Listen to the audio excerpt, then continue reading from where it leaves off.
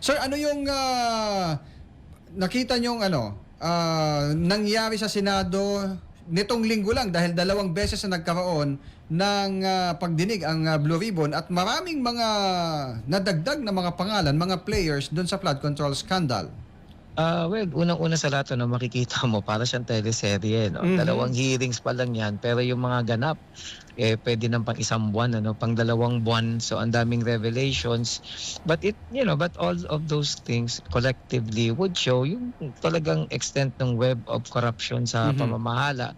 Nakita natin na malalim ito. Nakita natin na hindi pala ito pwedeng gawin ng isang individual.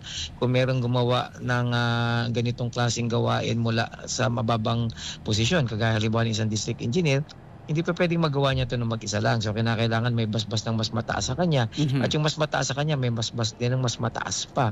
And in fact, kung makita mo nga, nabanggit na yung mga pangalan ni Zaldigo, nabanggit na din yung pangalan ni Speaker Romualdez, although pinagdududahan yung witness. But the point is, ang daming mga taong nadamay na. Tapos makikita mo, na it's really all about influence. Kung totoo yung kwento, paano mo maipapaliwanag na isang undersecretary na wala naman sa DPWH ang magiging kasali dito at may involve allegedly ay kasali din pati nga yung office ni executive secretary. So it really goes to show na malalim at mabigat talaga itong usapin ng corruption. It's systemic.